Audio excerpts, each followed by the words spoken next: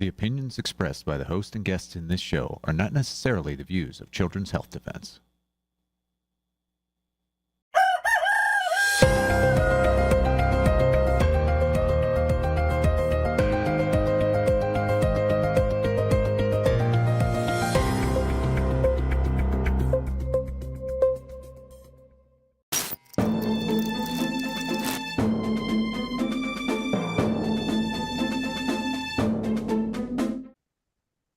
Good morning, CHD. This is Thursday, January 22nd, 2026. We're live here at CHD and we have breaking news from Children's Health Defense for you this morning.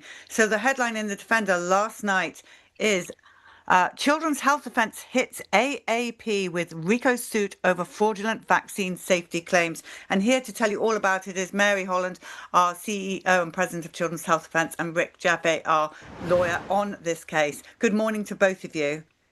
Good morning. So tell us, Mary and Rick, what is this all about? Well, I'll just start and then Rick can take it from there. But, basically the American Academy of Pediatrics has been lying knowingly for decades about vaccine safety. They've been saying that they've been proven safe and effective, and they've been telling all their 67,000 pediatricians to tell that to parents who trust them. And they have known all along that that is a lie, that they cannot make that claim. And so we want the world to understand that these people have been engaged in knowing fraud, and it's incredibly disorienting and hurtful to people who've trusted them. But it's better to know the truth. And so that's what this is about, to get them to retract their lies in part. But a lot of people have suffered. Rick, you can tell them more about the case. Right. Well, thank you for that. If you go back 20, 30, 40 years, I think what happened is, as the schedule increased, they had to have a justification for giving more and more vaccines. And I think what my view is, and my interpretation, which is in the complaint, is it all started with the fundamental lie. Parents were very concerned about giving vaccines to all these people, and the AAP had to have an explanation. So what they did is, instead of answering the question as to whether or not the cumulative effect of vaccines and all of the stuff that's in them was safe, they answered a different question. They answered a question about the fact that the human body, even an infant's body, could react to 10,000 vaccines, that they had the capacity to react to and set up a defense to 10,000 vaccines. But that wasn't the question that parents were asking. They wanted to know whether it's what the effect would be to give these, at the time, 20 or 30 vaccine shots and against 8 diseases or 9 diseases. And now, of course, it's a lot more. They were asking a different question. So to me, and again, this is my interpretation, I mean, I think that became the groundwork for the expansion of the schedule, and also the very, very limited contraindications and precautions that are used by the vaccine distributors, the pediatricians, to counsel parents about when they should vaccinate and when not. And two of the cases, if not 3, all deal with the fact that the pediatricians told these parents, the first 2 of them anyway, to vaccinate despite either adverse events or some condition that the child had, which resulted in their deaths. So the purpose of the lawsuit is really just to relate the facts, tell the story that really hasn't been told, in my view, in a coherent fashion, at least in a court. And the whole point is that people are going to get, on the other side, are going to get very upset. Racketeering. How do you accuse a medical organization of racketeering? Because that's for criminals. But it's just a statute, and the statute has elements. And if you tick off the elements and then you apply the facts to the elements, it either works or it doesn't. What we've done is set out all the facts. We set out what they said. We set out what the government has said. And then basically we showed that this is the playbook that the tobacco industry used. They hired, so that's really the thing about this case. It's not really novel. It's just the playbook of tobacco industry, which was caught. And Mary, we've been covering AAP at Children's Health Defence for a long time. They're not a clean organization. I mean, No, not at all. And I just want to focus. The plaintiffs here are two parents of children who've died, three children who've died by following the advice of AAP. And remember, Polly, 19 states are now saying they don't want to follow the CDC. They want to follow the AAP.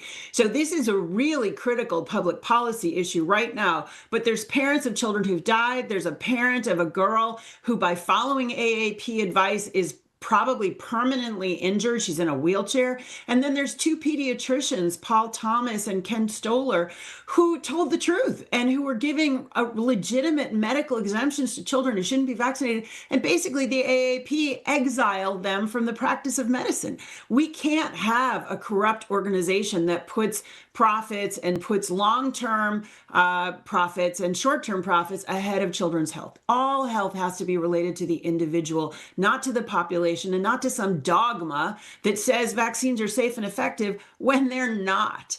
And they've been telling that lie for just too long, and I think this helps to really expose that. quite. And Rick, what's the outcome that you want from this or are expecting, and what are the next moves?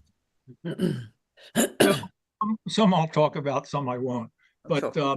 I think that the big picture is I think we're in a moment of convergence. As Mary pointed out, the Texas Attorney General just filed a bunch of civil investigation demands examining one of the things that we talked about in the lawsuit, which is the money and the flow of the money. So, and then of course you have AAP's lawsuit against HHS for rolling back the stations from 18 to 11. And right now, that's, this lawsuit is going to take some time, but right now, I think what's important is that people understand that, and I'll say it, I think the groups that are filed lawsuits in Massachusetts, I think they're going to commit fraud on the court because, the central argument they're making is the move from 18 vaccines, 18 diseases that they're covering to 11 is going to cause untold hospitalizations, untold infections, and untold harm. And that's the position they're making. And if you have to reduce the whole fraud in terms of recent terms to one thing, they're making this claim, but where they filed the lawsuit in Massachusetts, they only require 9 vaccinations for 9 diseases from K through 6 and then 10 for 7 through the end of high school. So the very state that they filed the lawsuit, they have fewer vaccines than what the CDC has now recommended. I mean, that is fraud. I mean, I don't think they're going to tell the district court there. So for now, what I'm trying to figure out is how do we protect the CDC that's made the very reasonable a move from 18 to 11, and the others are just shared decision making. Now, of course, we have a lawsuit trying to move all the vaccines to shared decision making, but certainly the initial move is a good move. So I think right now the operative point is to do what we can do. The public needs to do what they need to do in order to attack what these jokers are doing in Massachusetts. Thank you, Rick. And Mary, how can people get involved? Everybody wants to get involved in this because we all know about the AAP. So what can we do to support Children's Health Defence, this suit, and taking this where it needs to go? Well, I think stay tuned. Certainly people can give donations so we can keep doing cases like this. That's very important. There may be families, Polly, that have particular stories about how their pediatricians following AAP guidelines led to clear injury or death. And we certainly want to hear about those. So you can write to chd@childrenshealthdefense.org. we may be in a position to amend the complaint if the appropriate cases come forward. So we deeply appreciate the support. We can't do this without the kind of support that we get. So Mary Holland and Rick Jaffe, thank you so much for being on this morning. And people just know that Rick is also back on with Kim Rosenberg tomorrow morning to talk more in depth about this. But to both of you, thank you for being on so early this morning. Thanks, Polly. Okay, everybody, now we're going to go to Financial Rebellion. Good morning, Catherine, Renette, Twyla, Carolyn. Are you there? Good morning. Good morning. Good morning. The There we gang's all go. here. We're all here. All right, well, we're going to start off with our news here at Financial Rebellion. So let's get on with the first headline, which is coming up on screen now. Okay, FDA relaxes oversight of wearables, dodges wireless radiation concerns. Now, we covered this actually a little bit last week because we had Scott on to talk about that. But who wants to comment on this? So I have nothing good to say about this. Right. So to me, wearables are the next step towards the Internet of Bodies and the control grid. And it's very unfortunate to see this. Anybody got anything else to say? I would just say that when you have a wearable like this, or even when you have your cell phone in your hand, you actually become the antenna.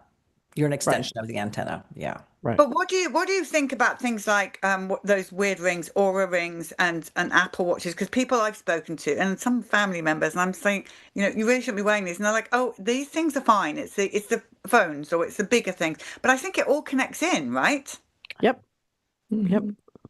Okay. Yep. Well, But the other thing is EMF radiation is very unhealthy, dangerous. So, and if you look, I'm back in Europe right now, but when I was in the United States, the EMF is off the charts. I had to do a lot of flying, the airports. It was so unhealthy. It was astonishing.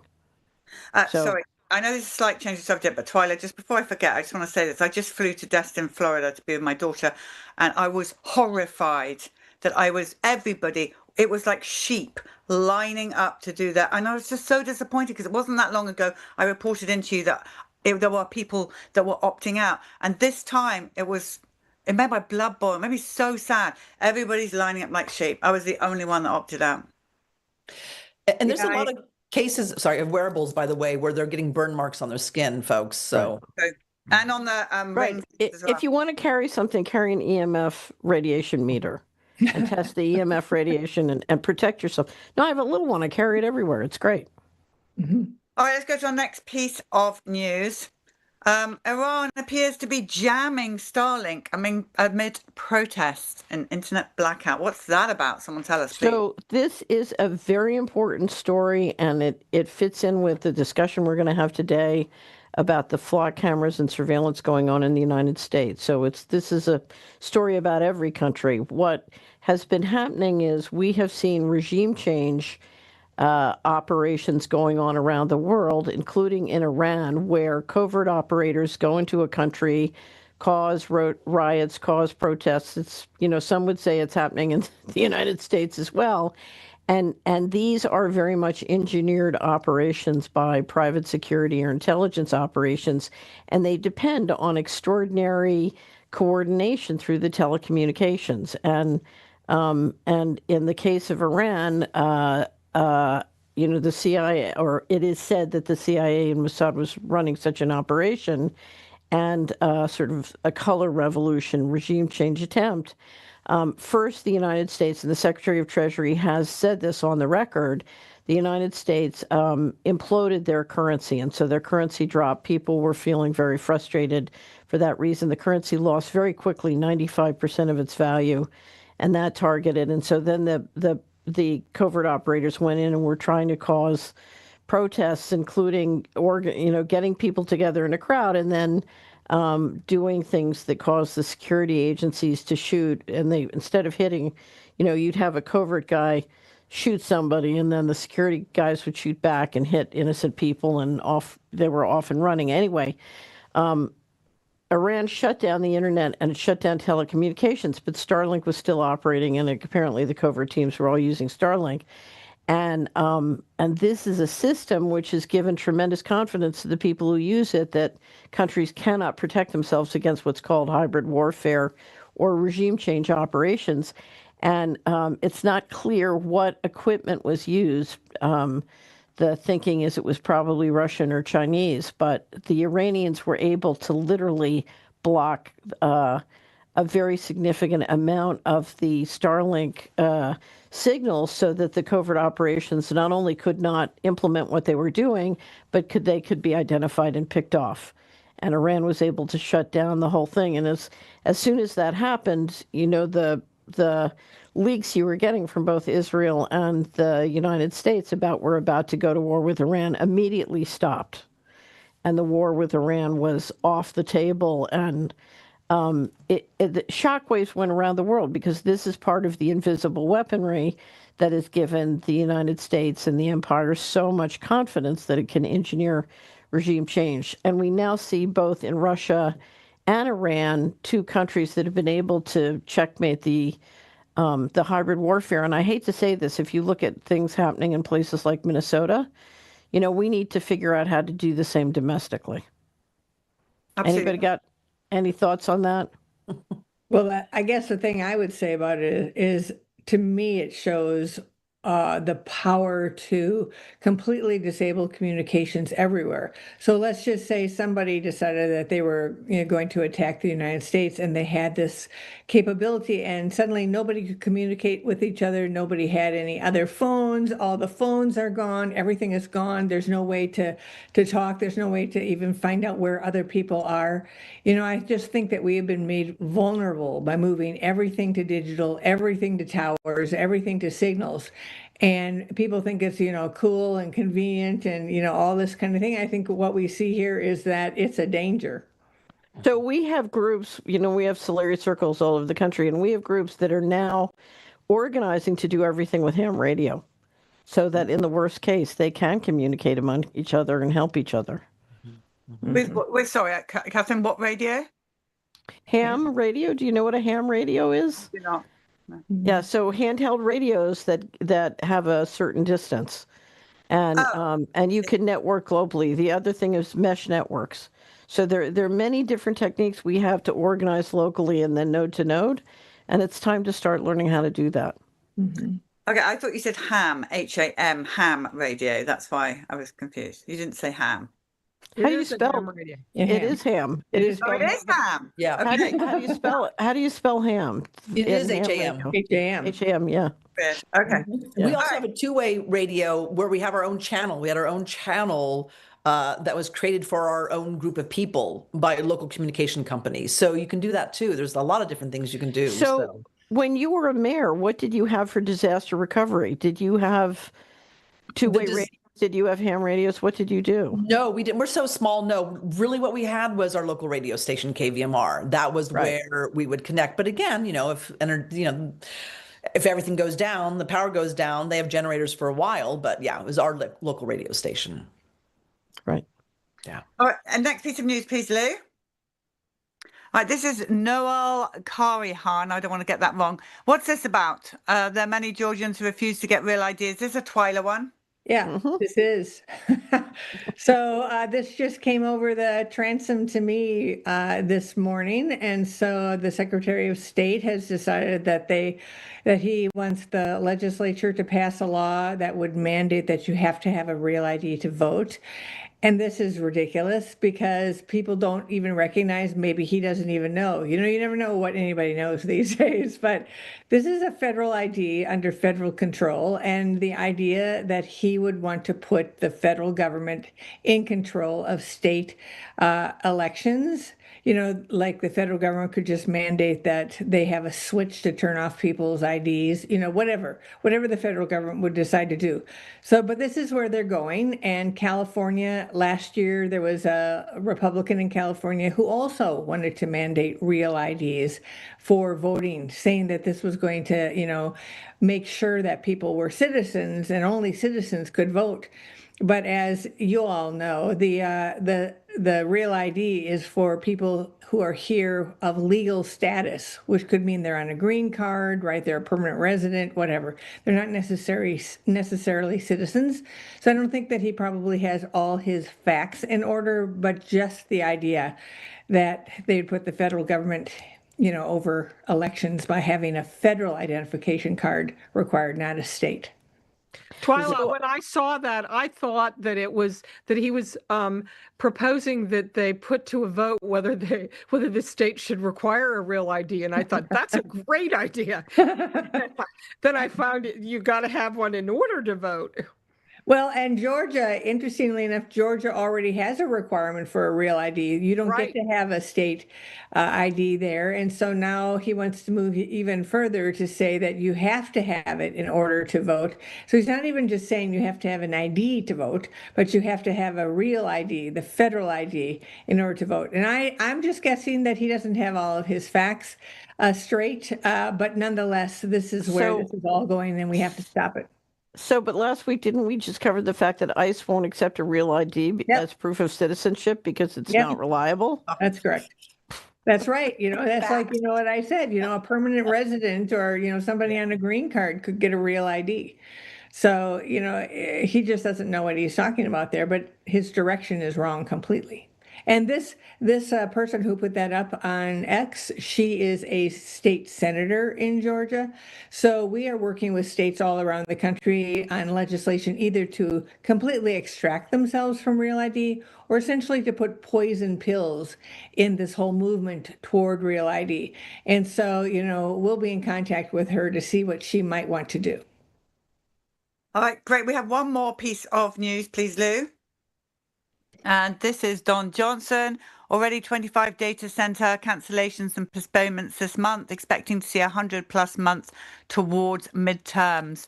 So who's going to talk about that? There is tremendous pushback against the data centers. The concern is it drives up your electricity prices, it hurts the water, it's eating up farmland. And I got sent this one because I was talking about the fact I was wondering if one of the reasons that Greenland is considered desirable is because you have an extraordinary potential for a combination of geothermal energy as well as low temperature, cold climates, so low temperatures. And the country is running into so much local opposition against data centers. The idea of putting all your control grid data centers up in Greenland where the American people are less able to stop you is, one potential. But the number of data centers are exploding, and the potential damage this can do is environmentally and in use of resources extraordinary. We're seeing very unusual behavior in the silver markets, as many people know, and that's because the industrial demand for silver is skyrocketing as a result of the need to install the control grid. And I think we'll talk about this when we talk about Flock today. But finally, taxpayers are beginning to realize, wait a minute, I'm paying for all this surveillance and all this control, and it's not only is it not benefiting me, but it's hurting the land, it's hurting the water, it's driving my energy prices up. And I'm not going to go along with this. The federal government's trying to override all the local controls, but the fight is coming to a head in your local area. Any other comments on that? Well, I will say that we had a news item on our Ask Catherine for our subscribers at Solari about, and we put it in the who knows whether this is true category, but someone has a video up on YouTube suggesting and giving some very good reasons to speculate that they're putting in a data center under the ballroom or as part of the ballroom at the White House. Well, I think now we're going to go to Twyla, are we not, before we go to the new term of the day?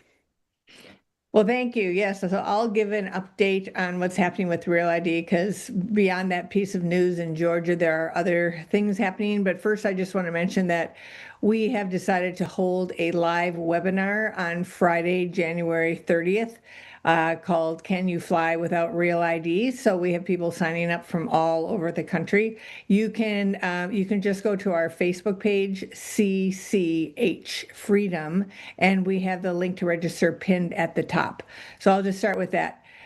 When it comes to news of what's happening, there are 2 billboards now up with our refuserealid.org message talking about this is a federal ID and it's a threat to your freedom.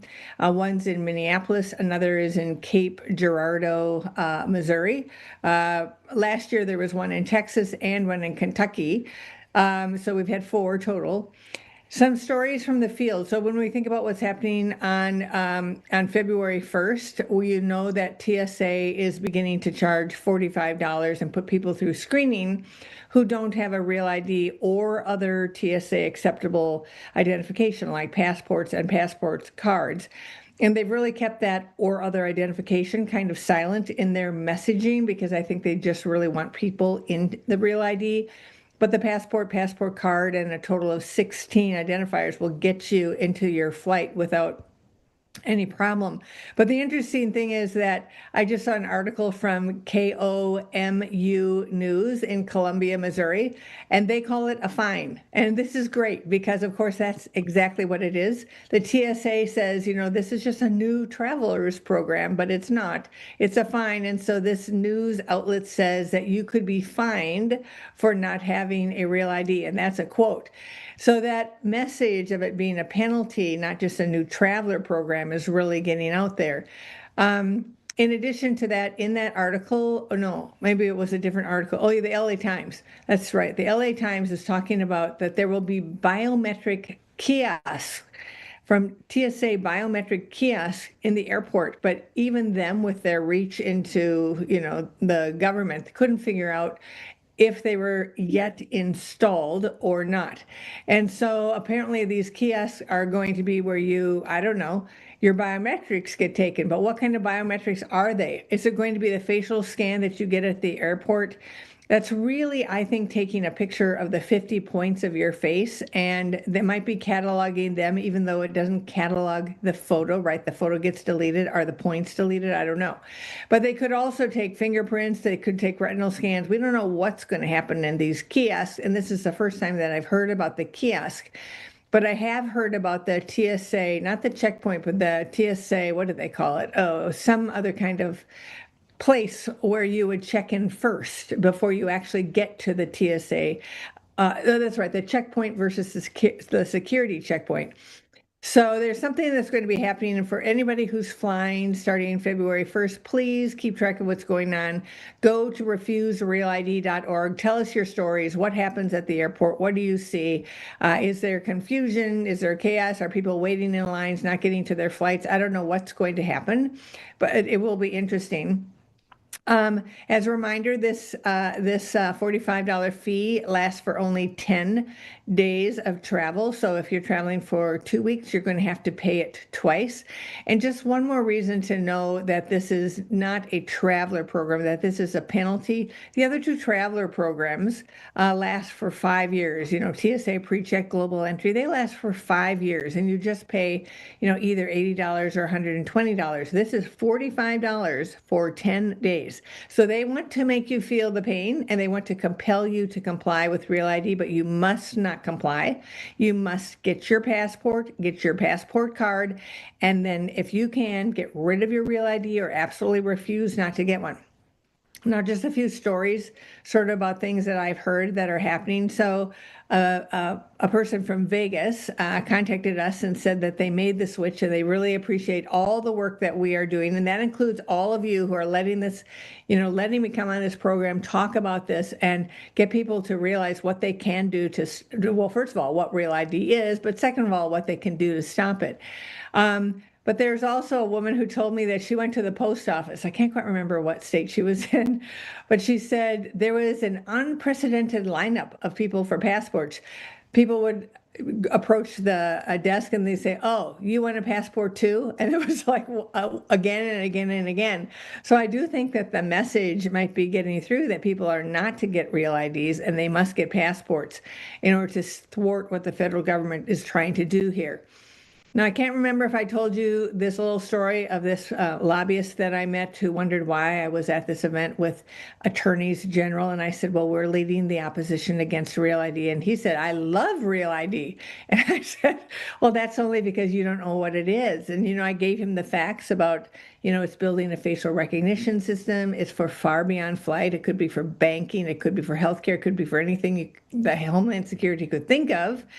And then I said, and the DMVs are planning to digitize it, put it on our phones, and have remote access. And he looked at me and he said, so it's going to be Minority Report? So he went from absolute enthusiasm to concern in the space of about 3 minutes. And all your listeners here can do that very same thing. And we have a 6 facts about Real ID one pager at refuserealid.org. You could pass those out. You could just like memorize 3 of them and share this information because people get it. Once they hear what the facts are, they get it. Twyla, can I just say something? I can't Yeah. stand it when, and this happens so many times, when I try and talk to people about this, and they go, "Oh, I've got nothing to hide. I don't care. I want this. I've got nothing to hide." Is their line that comes back? So one thing that they don't understand is that privacy is the foundation of freedom. So if they want to keep their freedom and they don't want to lose it, they have to protect their privacy because they have no idea what people can gather and how they can put it together. And so they think they have nothing to hide. But really, it's just like what we hear about medical records. People say, well, I've got nothing to hide.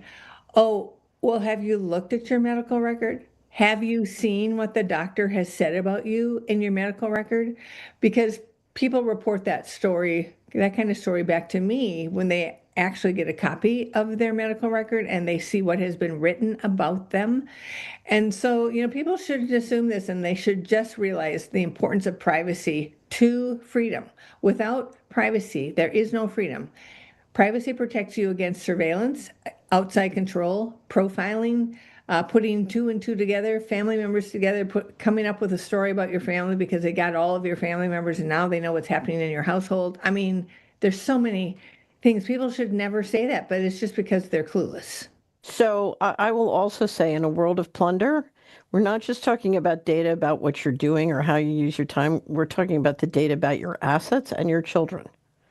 And we know we have a problem with politicians protecting pedophiles in this country, right? So, and we have many different examples of assets being stolen or seized or targeted by fraud and crime.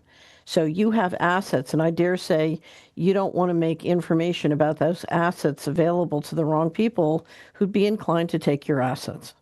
So you have data to protect, but you also have assets to protect. Well, and this is the government too. Some people are like, well, I don't want the government to have the data, but it's okay for corporations. Or I don't want corporations to have the data, but it's okay for government. And I think it's a political divide on that kind of thinking. But really, you want to be able to control who has what. And you certainly don't want the government. The difference between the government and the private sphere is that the government has police power. Corporations do not have police power. Governments have police power. And when they are collecting all of this information, when they don't realize, when individuals don't realize what the Real ID could be used for, it could be completely shut off. Imagine your card shut off. I think this, the Real ID arguments cannot be just about privacy. They have to be about control and autonomy and access. If your ID is digitized, it can be shut off. It can be shut off to certain things. It can be like China, where, okay, you are allowed to do these things, but your ID does not allow you to do these things because we've decided the places and the things for which it can be used. So it's not just about privacy, it's also about autonomy. But if you don't protect the privacy, you'll for sure not be able to protect the autonomy. All right, I think we have a clip coming up now, do we not?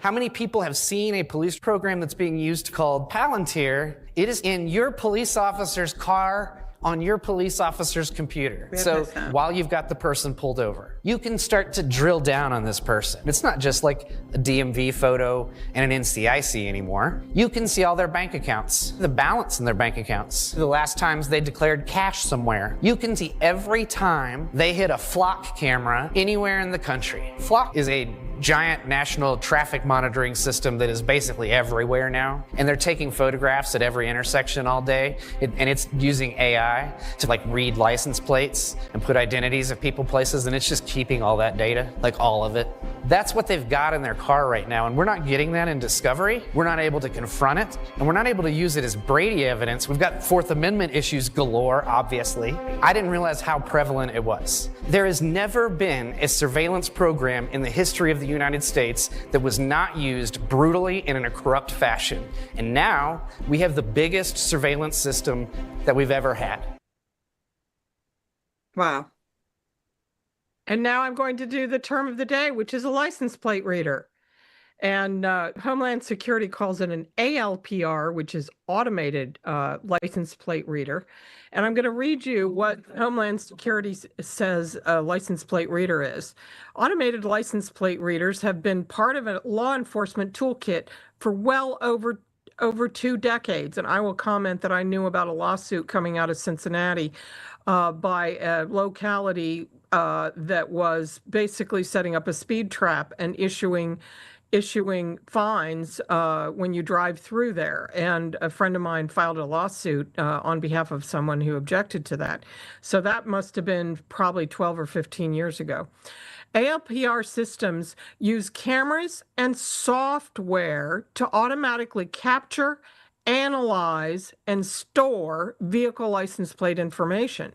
These systems compare license plate numbers against databases. You got to ask which databases to generate alerts and create records of vehicle activity. These systems have proven to be a valuable investigative tool for law enforcement. Advances in machine learning, computer vision, and artificial intelligence have made ALPR systems more affordable and more effective. And we've certainly at Flock is probably the largest maker of these license plate readers. So when you hear people talk about Flock cameras, that's what those are, and they're installed all over the place. There's actually a website that you can go to find for a map of where they all are.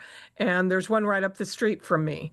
Another source says automated license plate recognition technology allows automated and objective detection of vehicle license plates. It compares the plate information against law enforcement databases containing vehicles of interest, such as stolen vehicles, Amber Alerts, missing persons, and vehicles associated with felonies. And then from one particular jurisdiction, which is Wheaton, Illinois, it says, the Wheaton Police Department is starting to use ALPRs as a tool to assist identifying vehicles driven by people suspected of criminal activity and locating vehicles associated with missing persons, Amber Alerts, and individuals in crises. So we're expanding all the situations when they can use that information.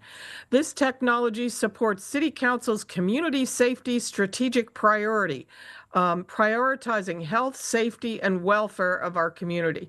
So you can see that they're loading all sorts of information. We have no idea all the databases that are connected to this. And what's happening is that there are a lot of police departments that think this is a great idea. And a lot of times they're buying these things and installing them without city council approval because they perhaps buy fewer of them at a time so that it doesn't go over the dollar amount that they have to get approved by the city council. So there are a lot of people all over opposing these, and a lot of times it's just because people don't want to be fined for speeding, but it goes way beyond that. Anyone else want to add to that?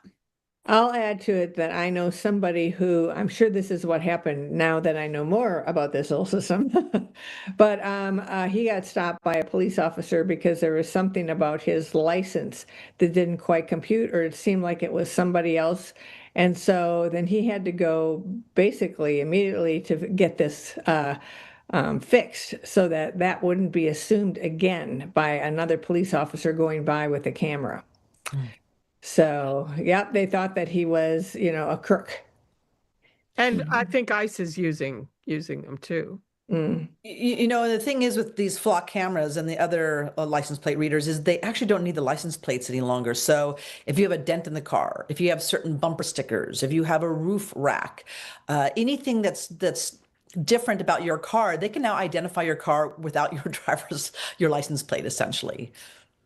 So I don't know, we didn't do it on the news, but Massey now is making an effort in the House to stop the kill switches in cars, because part of this, as these cameras track all the different things, they can basically turn off your car from a central switch. Correct. Notice that I said AI is in this. So you can imagine things automatically happening without a human being asking whether this makes sense. Absolutely. Just to clear up, you're talking about the kill switch in the newer car. I mean, I've got a really, really old car, so Right, in the new cars. There's a reason we are all keeping our old cars forever. Yeah, that's right. This is one of many of those reasons. And they're quite expensive to get hold of now, the old cars. People, because they're in such not easy. We have one subscriber who has several pre-85 cars and won't have anything other than a pre-85 car. Yeah. I think I heard that Tucker is keeping his, I think it's maybe 1985 truck, for this reason. Yeah. Gene Hackman in French Connection drives an old car for the same reason, and that's a really old movie. Well, also, so does Bobby Kennedy drive over. The first time I met him when he came up to the bus, I was really horrified because I expected, him to turn up in something glamorous. It was just a beaten up old thing. So yeah, all the cool kids are driving the old things. Yeah. But I think we haven't heard from Manette, have we? Can we get an update from you? And do we want to play the shorties from the guy who's talking about the flat cameras? Sure. Up to you, Manette. Wait, sure. If you want to, sure. Yeah. Lay it out. Using a commercial search engine, I very easily found the administration interfaces for dozens of flock safety cameras. I shared this information with 404 Media, and with John Gaines' help, that number quickly grew to nearly 70. None of the data or video footage was encrypted. There was no username or password required. These were all completely public-facing for the world to see, and some of them still are. You don't have to be an expert to find and gain access to this. You don't even have to type anything in to see every single person, vehicle, and activity that took place in these locations in the last 31 days. Whether you wanted to watch this footage live in real time or look at footage from a month ago, you could just point and click your way to it like you were watching Netflix. You could even open up the live streams in VLC or cast it to a television. Making any modification to the cameras is illegal, so I didn't do this, but I had the ability to delete any of the video footage or evidence by simply pressing a button. Well. So I want to say, first of all, I have no doubt that the vast majority of county supervisors and city council members have no idea that this is going on to the extent it is going on. And this is why it's really, really important for local activism, because once you put your city council or county supervisors on notice, there's liability. There's a responsibility.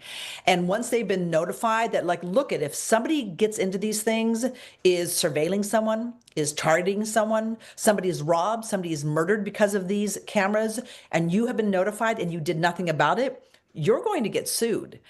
And so there's a paradox in activism. And I've talked about this before, and also with Catherine, and that is that it's really hard for people to get activated. And generally, I say to people, you don't just wake up one day and say, you know what, I think I'm going to be an activist. It doesn't work that way. It's generally when there's a threat on your doorstep and you, your family, your neighborhood, there's a danger, that's when people get activated. And it's kind of this tightrope of okay, now there's a danger, you can get activated, but oh my gosh, it's in my backyard, it's on my doorstep, and we're there. And these flock cameras are another perfect example, just like the broadband cables I've been talking about going from pole to pole. That's part of the framework of the digital prison. But these flock cameras are literally on our doorstep. And I have to tell you something. I don't know, Lou, if you have the IDing the different license plate readers, but there's a whole host of different license plate readers. And there we go. Just a whole different host of them. And I have to tell you, in Nevada City, we do have a few, but nothing like we have next door in Grass Valley, California, where they have well over 100 of these different cameras everywhere. And when I went on to the deflock.me and I went into Grass Valley and I started pincing in and zooming in and zooming in, and in fact, that's it right there. I have to tell you something.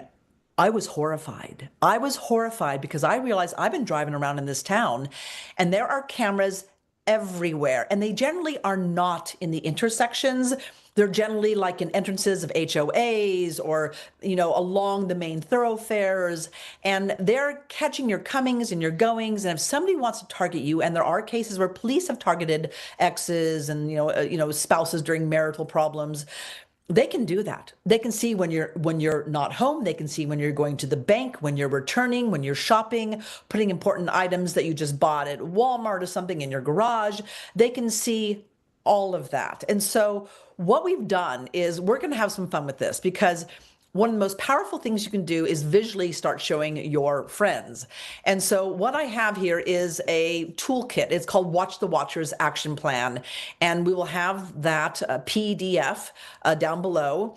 And essentially what we're doing is we're going to identify the surveillance grid ourselves. And so our objective is, you just saw all these different type of license plate readers and flock cameras. There's a whole different assortment of them. And they generally have little solar panels, generally, midstream, not always in the intersections, but midstream between the intersections. And what you can do is you can go on your phone, which I really, really recommend, and you can go find the app called DFlock. And DFlock is this little thing right here, and you pop it open. And essentially what you can do is you can find your area. And I recommend first going on your laptop, going to deflock.me, going to your area, zooming on the map, pincing in, and seeing how many flock cameras have already been identified. We are the watchers. And if you notice that there are cameras, these flock or other assortment of cameras in your area that have not been identified on DFlock, you get this little app, and you go to your location, you take a photograph, and then you can zoom in and you can actually upload right here on your phone. And I highly recommend you doing that. And then once you do that, in this action plan, once you spot the box, right, then you know what they look like, so you know exactly what they are compared to, let's say, a traffic camera. You identify the location, you make sure it has not been identified in the DFlock platform. And by the way, they do not have blinking lights. They're not big and bulky. They're really quite small, inconspicuous completely. And then once you upload it, what I really recommend is you start taking those photographs and even take some snapshots or video footage of what you are seeing on your DFlock in your area. And once this has all been kind of verified, like these are all the different cameras, I highly, highly recommend that you get onto social media and you begin to share on Instagram, Telegram. Nextdoor is really, really good, because Nextdoor, I have to say right now, folks, there is a buzz afloat on the Nextdoor apps all over the country. People are becoming very aware, and so much so, I said this off to everyone, that in our local police blotter, it was just told to us that somebody stole one of these flock cameras. And I just want to say it was not me. So please don't look my way. But somebody did take one down, because now we're realizing the vulnerability of this. So once you get all of this identified, we also have for you not only this Watch the Watchers PDF instructions, like these are the simple steps, but then what you do is, if you are in California, you can do a public records request. The rest of the nation, they do federal FOIAs is what they're called. And what you can do is you can do this request, right, this Freedom of Information request on your city council, on your county supervisors. And sure enough, we also have that PDF. So you can use this PDF, send it in. Usually they have portals online. You send it in, takes about 10 days or so, or they'll notify you, might take a little longer. And there's all these different questions that you make available. Once you get that information, you look it over. And then what you do is you go to your city council public meeting, you go to your county supervisor meeting, and you give them the information you've extracted from that FOIA or the public records request.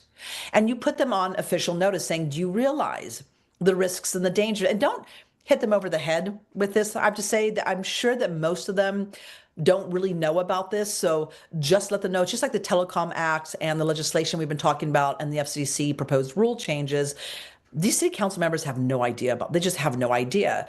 And many of the police may not completely realize really how dangerous this is. So go speak at public comment. You can get a group of people there, but just one person going to public comment and reading 2 to 3 minutes will actually change everything. And by the way, we also have a PDF for your public comment speech. So if you want that as well, that also is available as a PDF. So we have all of this package for you, the instructions, what to look for, how to download the DFLOC app, what to say in your FOIA or your public records request, what to say when you go to your public comment. But the most important thing, and I can say this as a former city council member, that once you realize the risks, and you can just bullet point, just tell them all the different ways this can spin out and go bad, you're going to make them very uncomfortable. And after that city council meeting, I can tell you right now, they're going to be going to the city manager or their county executive and saying, okay, we've got to look at this and we've got to start removing these things, because if this goes south, now that we've been put on notice, we will get sued. And I can tell you right now, one of the most important things as an elected official is you never want to get sued. That's really important to elected officials. So it's really important that we put them on notice to say, I don't think you realize this is a dragnet. There's a surveillance dragnet in Grass Valley next door. There is one growing here in Nevada City, California. And there's very little evidence that they solve the crimes that they say they solve. But what it does is it sets up Americans for a surveillance grid, a system that is actually more vulnerable than it is safe.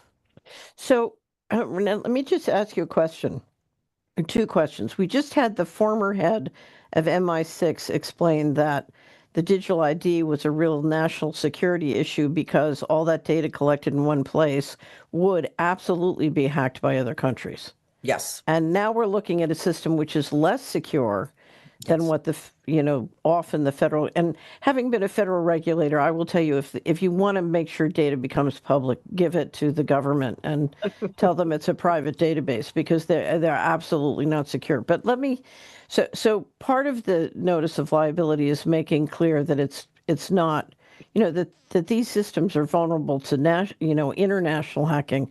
And the kind of people who do identity theft and financial fraud. But let me ask you another question. What is the annual contract for something like FLAC in a neighborhood? Do you have an estimate of what the costs are?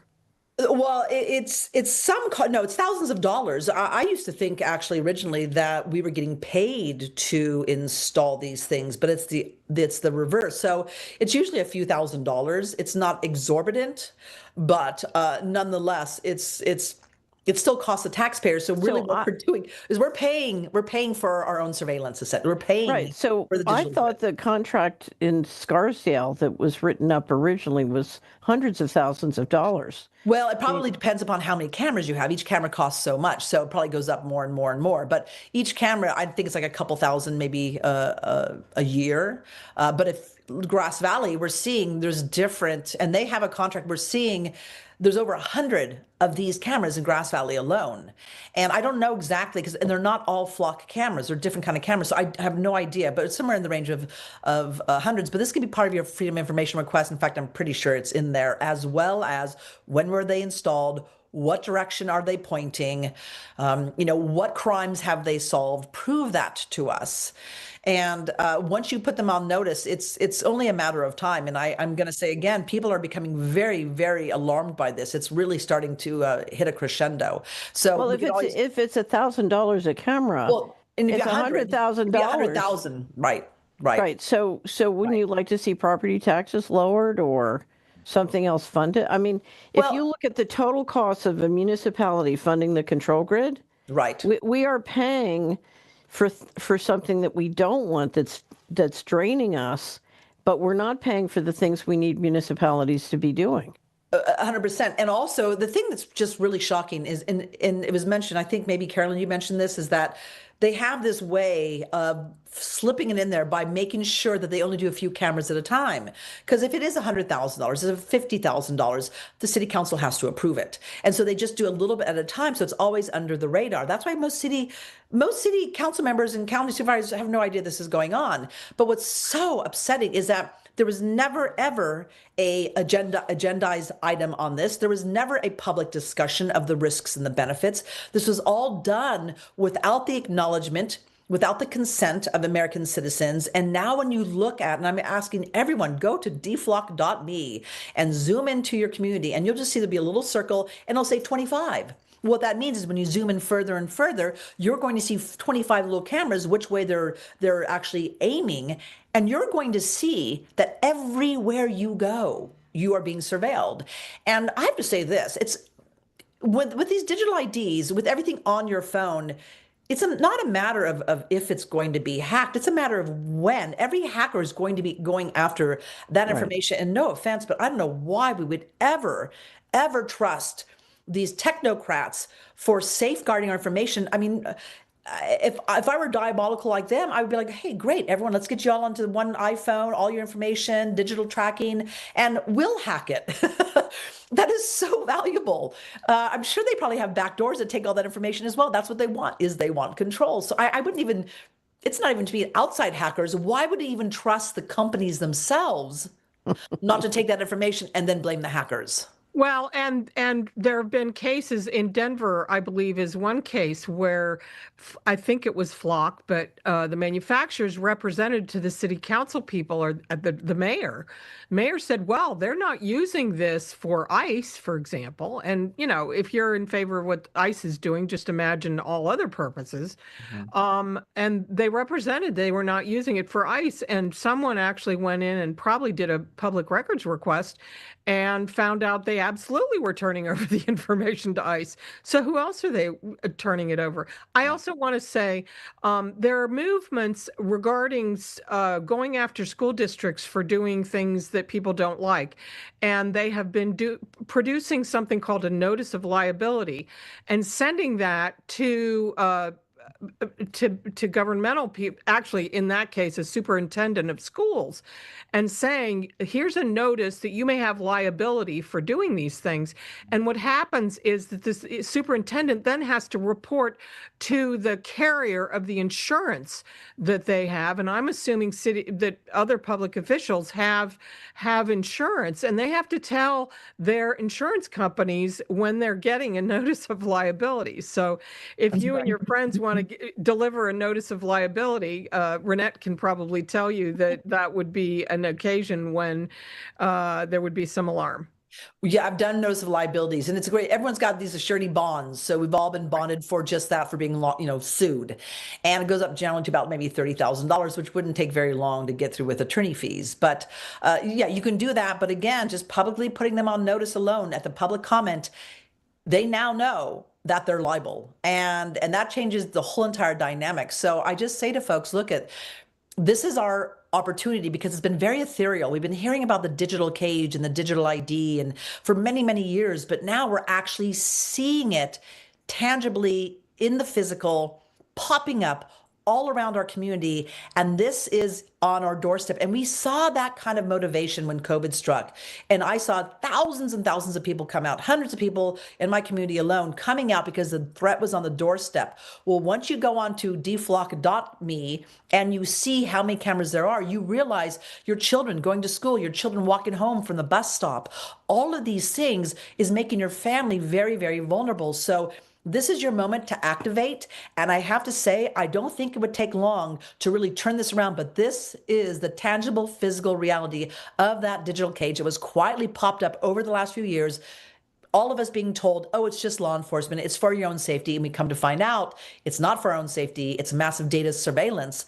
And there's something we can do about it. So our job here, Financial Rebellion, is to give you the tools, to give you the templates. And if you have any questions, need any nuances or a Word document of any of these, you can reach me, Renette, at tutamail, that's Tuta, tutamail.com. I'm happy to give you the Word documents, help you, hold your hand, answer any questions you may have.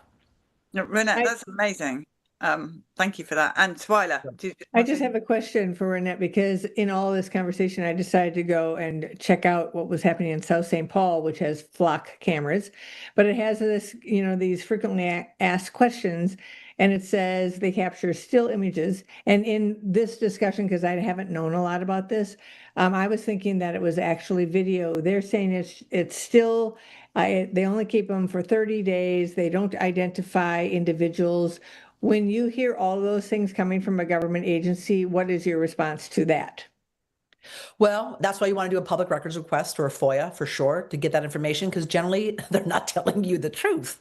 It's just that's it. They're not telling you the truth. So Ben Jordan was the gentleman. We watched a short clip from him, and we will put up in the show notes the full video he's been tracking. And what it shows you is most of those things that they're telling you are not true. Correct. I mean, they can, as we saw in that Ben Jordan video, which is very well done, they can literally zoom in on you, target in on you, and they can literally, they zoom in so much they can see what you're looking on your iPhone screen or your smartphone. And so, no, this is not just, oh, a little, but even then photographs give you plenty of information too. It's not like, oh, that's no problem. I mean, it's still a problem, but this is not true. They can zoom in and they can see what you're looking at, and they can just really focus on you alone. And again, they don't need your license plate to be able to tag your car as well. So this is next level. So this is Enemy of the State. So for all of you who've probably seen that movie, Enemy of the State, and you might recall that the actor in there, whose name escapes me at this very moment, but Will anyway, Smith or Gene Hackman? yeah, Will Smith.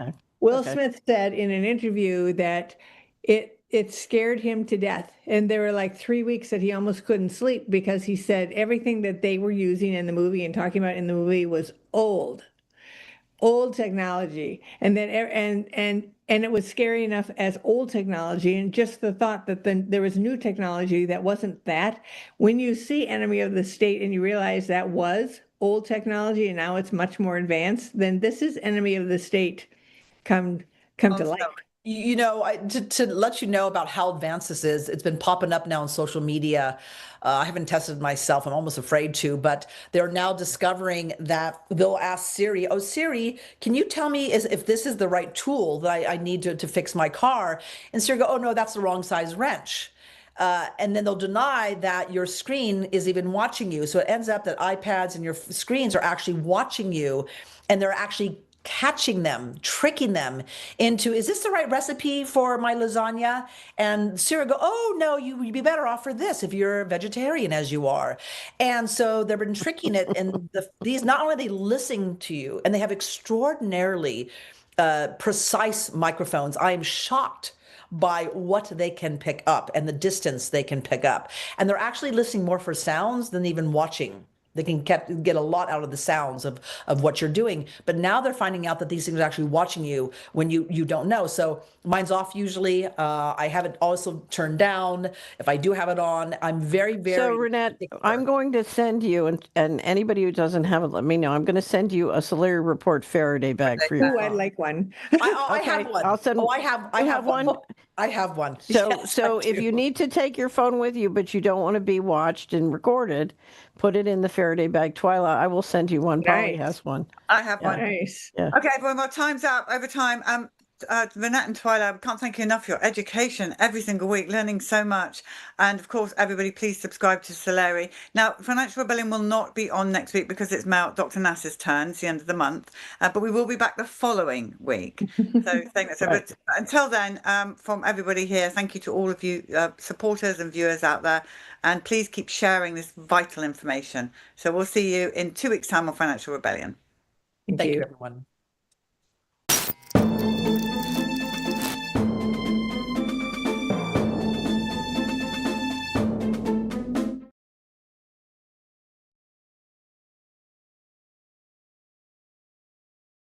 Other way. We're live now. So tell us your name, please. Hi, my name is Crystal Anderson. And you want to talk about MRI dye dangers. Yes. All right, tell us what happened and what you know. So what happened to me was I ended up having, over my lifetime and over 20 years, 5 or 6 injections of MRI dye. And I was never given any informed consent on the fact that it wasn't a dye and that it's actually a heavy metal, a rare earth metal named gadolinium. Say that slowly again. Gadolinium. And what is that? It's a rare earth metal. Why is part of the lanthanide strip on the chemistry panel. And they need dye in MRIs because? They say they need it because it helps them view. The dye has a good way of going towards irregular cells. So what that really means is the sicker you are, the more irregular cells you have, the more you're going to retain, in my opinion. And can you have an MRI without the dye? Yes. Okay, so tell us. And when people know enough to ask, they're given kind of a hard time. And they're told that it's silly, it never happens. In fact, my dad, who was like 80, requested no gadolinium. The guy said, it's not gadolinium, it's dotarum. And dotarum was just the name brand of what he was injected with. So there's a problem with it. I just help me because I've never had an MRI. So they inject it into you? Yes, they inject it into your arm just like they would an IV fluid.